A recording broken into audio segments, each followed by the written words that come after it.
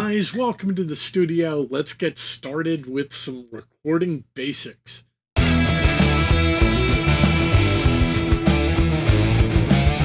And let's say we have a plan. We got a microphone, we have some sort of an interface, we have a computer, we've got some software on our computer to let us record.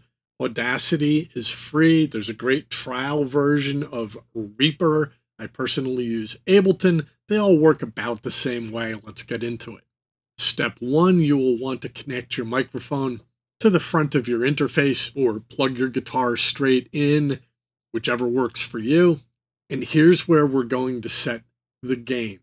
This is before we even turn on the computer, probably.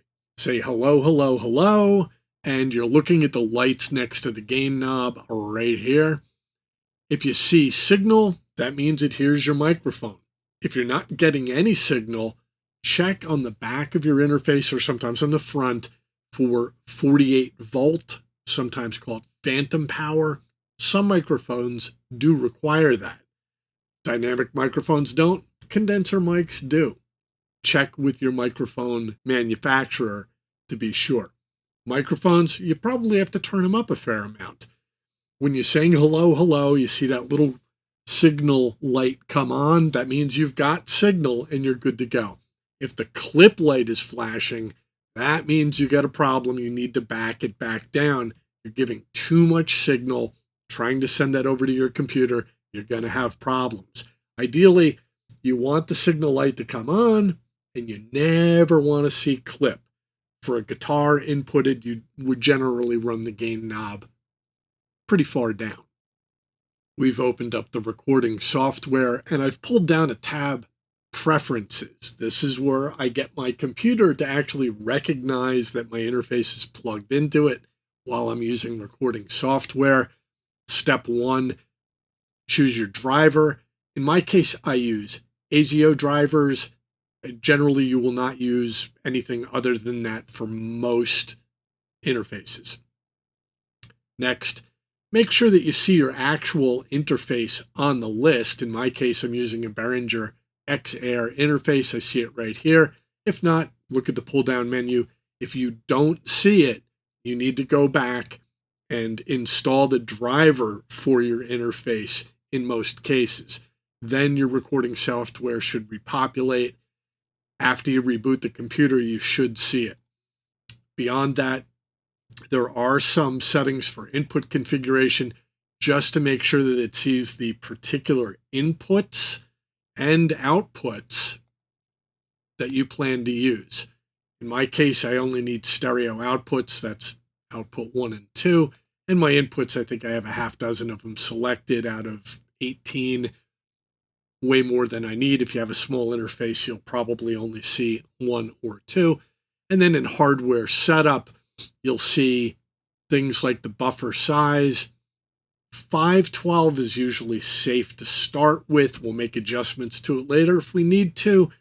But anywhere 256, 512, you're probably going to get good results.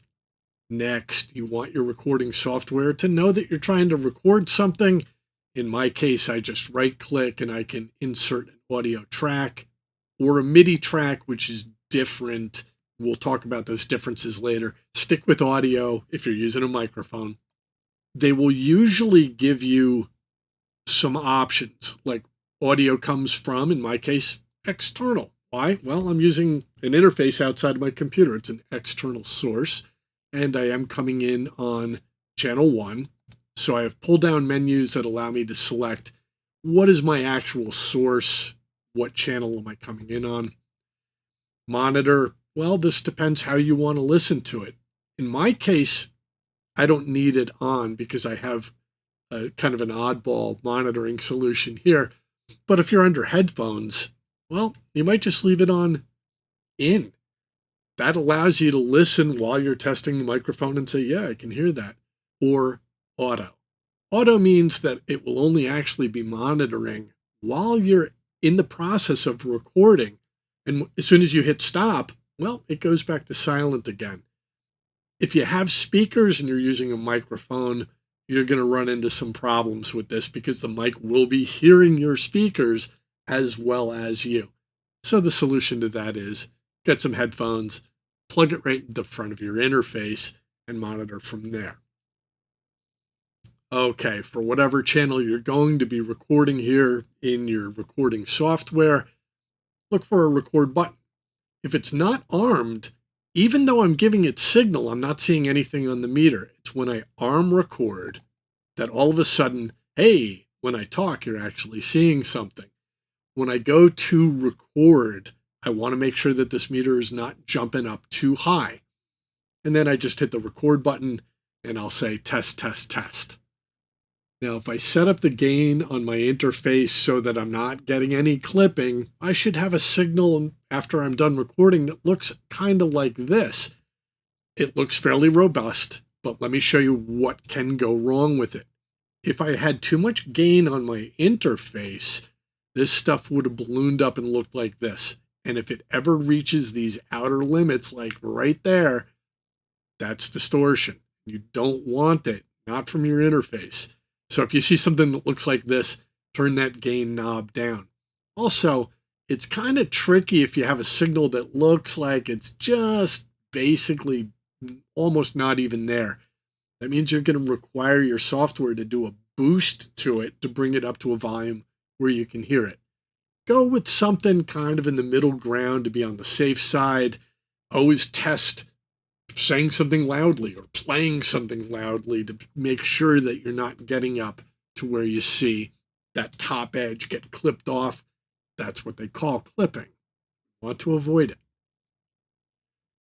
This can vary from different brands of software, different brands of interface, whether you're on Windows or Mac, but the basic principles are all the same. You want the interface to be recognized by your computer. You want the interface to be able to hear your microphone and set the gain from there, not in the software.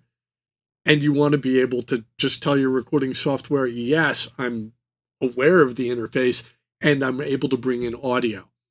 I made it look simple. This can hang you up. If you have questions, may I suggest check out some YouTube videos specifically for your interface or specifically for your recording software to get you over that hurdle. Or read the manual. Hopefully you'll get good results. And if you're still stuck after doing some research, try a Facebook group. Like I have the group Recording Tips on Facebook, which is open to people of all levels to ask questions when they get stumped. You should come join us. And when you get to this point, give yourself a big pat on the back because you have overcome about 5 hurdles and you're able to record audio into your recording software. That's the big first step.